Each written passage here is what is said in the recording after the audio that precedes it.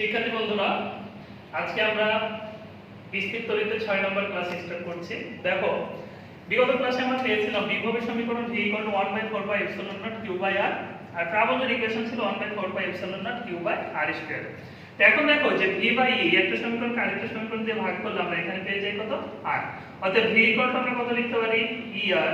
এখন দূরত্বকে যদি r না লিখে আমরা d দ্বারা প্রকাশ করি তাহলে v আমরা লিখতে পারি ed। এই ইকুয়েশনটা তোমরা মাথায় রাখবা, আমাদের ম্যাথমেটিক্স সলভ করার জন্য আমাদের এই ইকুয়েশনটা প্রয়োজন। তো এখন দেখো এখান থেকে যদি আমরা e লিখতে চাই তো e হচ্ছে v/d।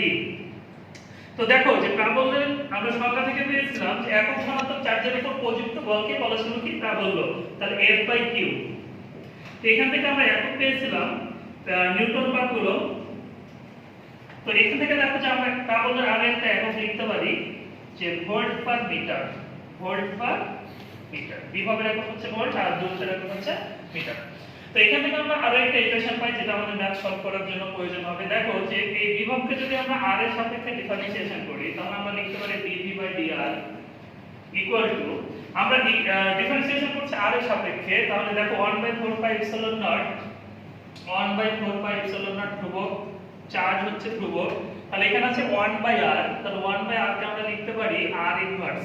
তো এই r ইনভার্স কে আমরা যদি r এর সাপেক্ষে ডিফারেন্সিয়েশন করি তাহলে আমরা বলতে পারি d dr r ইনভার্স। তাহলে কি হবে, পাওয়ার বসালাম -1, পাওয়ার থেকে এক বিয়োগ হবে, তাহলে -1 তাহলে এখান থেকে আমরা লিখতে পারি যে q/4πε0 একটা মাইনাস হবে সামনে, আর এখানে আমরা পেয়ে গেছি দেখো যে 1/r²। যেহেতু এখানে আমরা কত লিখতে পারি r ইনভার্স টু, তাহলে 1/r²। তো এখান থেকে আমরা লিখতে পারি যে -1/4πε0 q/r²। তো দেখো উভয় দিকে মাইনাস দ্বারা যদি গুণ করি তাহলে আমরা লিখতে পারি -dv/dr ইকুয়াল টু 1/4πε0 q/r²। তো আমরা এখান থেকে দেখো যে 1/4πε0 q/r² এর মান কিন্তু আমরা জানি প্রাবল্য e। তাহলে আমরা লিখতে পারি যে e ইকুয়াল টু, এই মানটুকু যেহেতু e ইকুয়াল টু -dv/dr।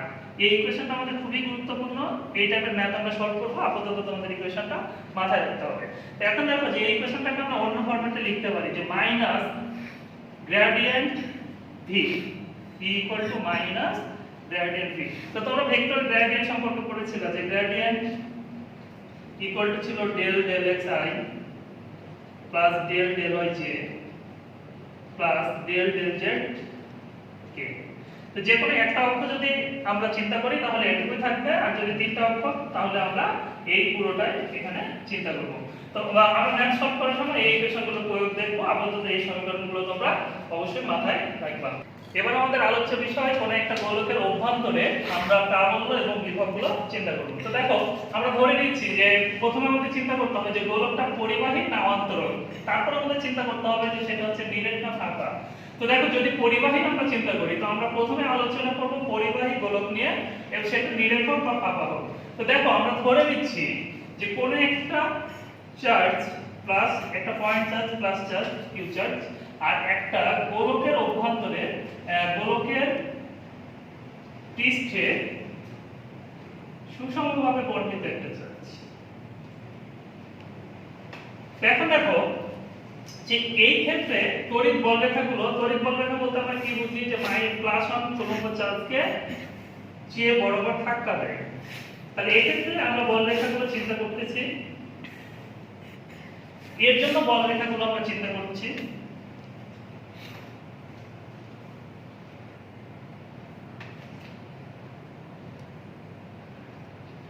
এবার খেয়াল করতে হবে আমাদের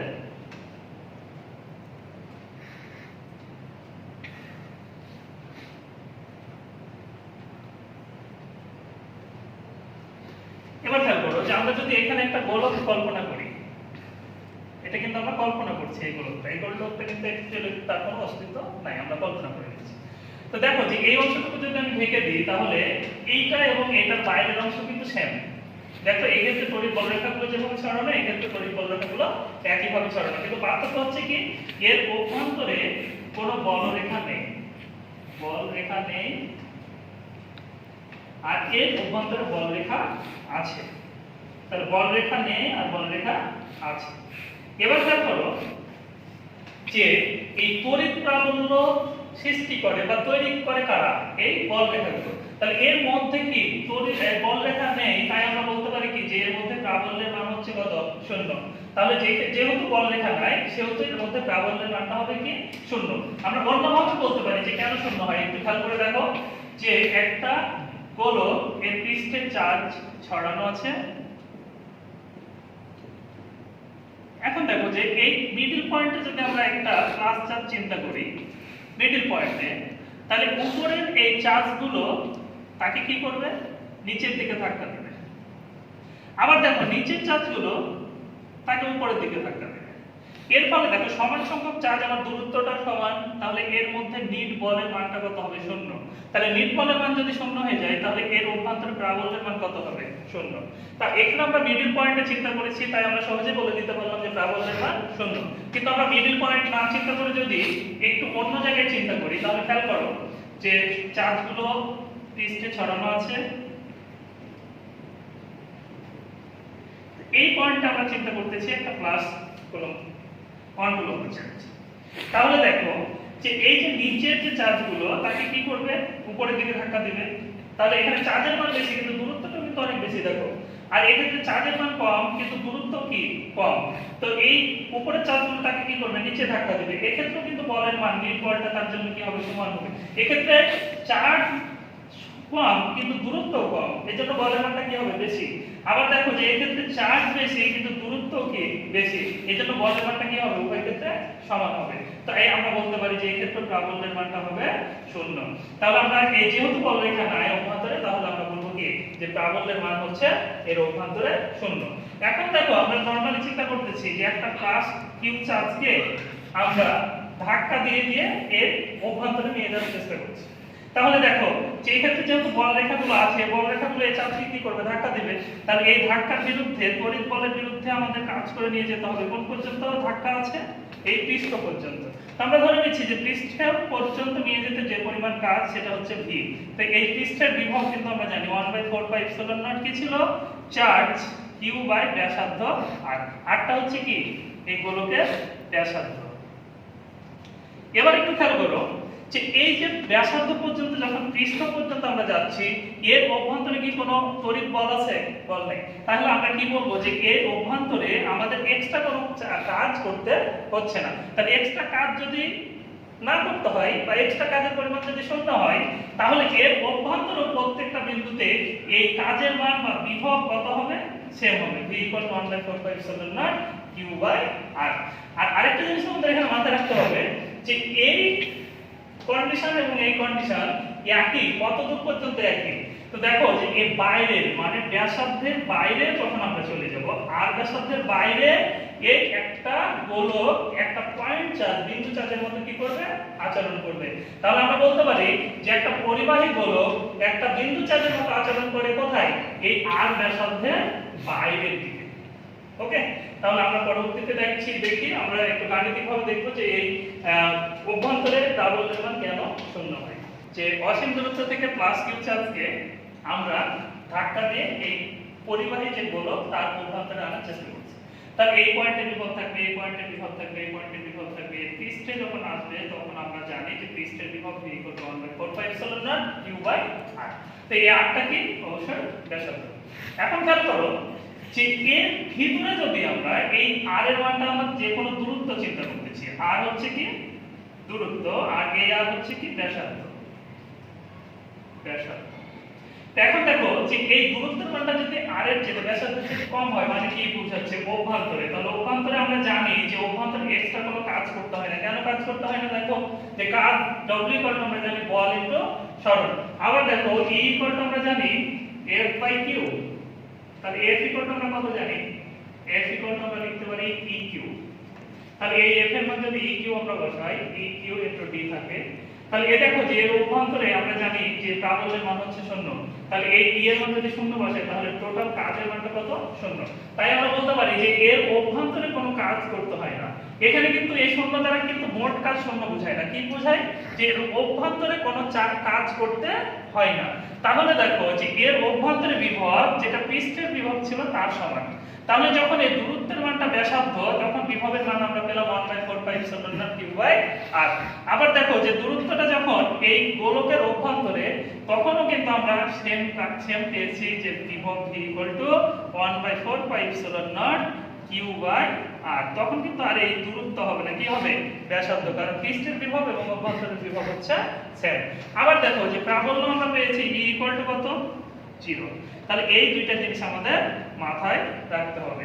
আবার দেখো যে এটা কিন্তু অন্যভাবে আমরা বের করতে পারতাম যে e আমরা পেয়েছিলাম -dv/dr। ওকে, তো এখন দেখো যেহেতু r এর সাপেক্ষে যেহেতু আমরা একে ডিফারেন্সিয়েশন করব, তাহলে v এর মানটা কত? যে -d/dr, v এর মান হচ্ছে 1/4πε0 q/r, r হচ্ছে ব্যাসার্ধ।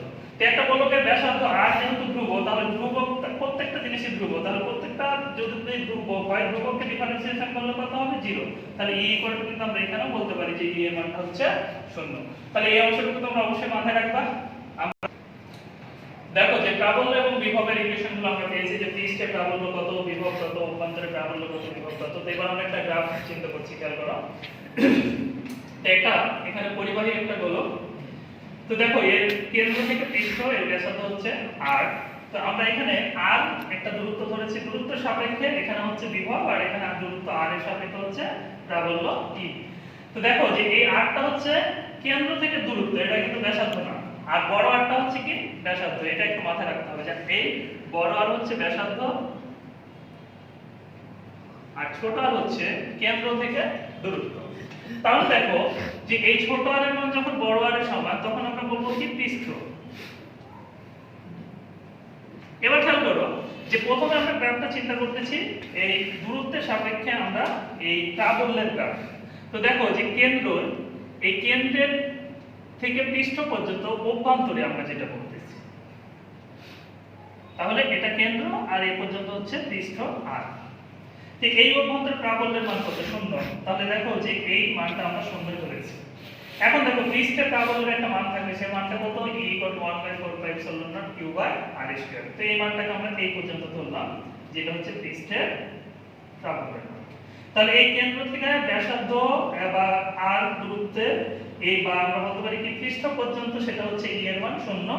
তো এখানে গিয়ে একটা মান আছে। এরপর দেখো যে 1/4πε0 q/r²। তাহলে এই r দূরত্বে যখন চিন্তা করব তখন e হবে 1/4πε0 q/r² বা e সমানুপাতিক আমরা বলতে পারি 1/r²। তাহলে e এর মানটা কি হবে?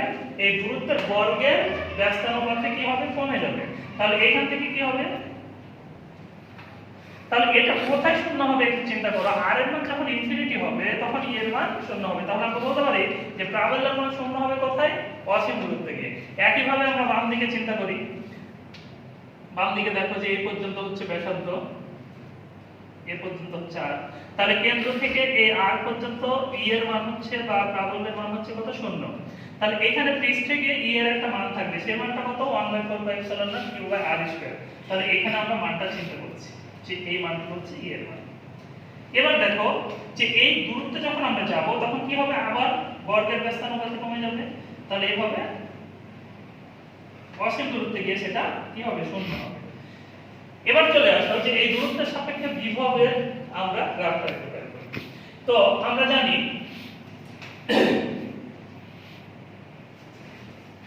যে এর অভ্যন্তরে বিভব পৃষ্ঠের বিভবের সমান। তো পৃষ্ঠের বিভব এই r দূরত্বের বিভব আমরা ধরে নিচ্ছি 1/4πε0 q/r। এটা হচ্ছে পৃষ্ঠের বিভব। তো এই বিভবটাকে আমরা এই পর্যন্ত চিন্তা করলাম। তো এই পৃষ্ঠ থেকে যত অভ্যন্তরে যাবে তত বিভবের মান কি থাকবে? সেম থাকবে। তাহলে কতটুকু পর্যন্ত সেম? এই পৃষ্ঠ থেকে কেন্দ্র পর্যন্ত। আবার এই পৃষ্ঠ থেকে কেন্দ্র পর্যন্ত এই জায়গায় কিন্তু বিভবের মানটা একই থাকবে। তো এই একই মানটুকুকে আমরা এইভাবে ইন্টিগ্রেট করলাম। এখানে মানের কোনো পরিবর্তন নাই। এবার দেখো যে এই পৃষ্ঠ থেকে বাইরে যখন যাবে তখন কি হয়? v সমানুপাতিক হচ্ছে 1/r। দূরত্বের ব্যস্তানুপাতে কি হয়? কমে যায়। তাহলে এটা কি হবে? দূরত্বের ব্যস্তানুপাতে। তাহলে দেখো যে আমরা কিন্তু অ্যাকচুয়ালি গ্রাফটা পেয়ে গেছি।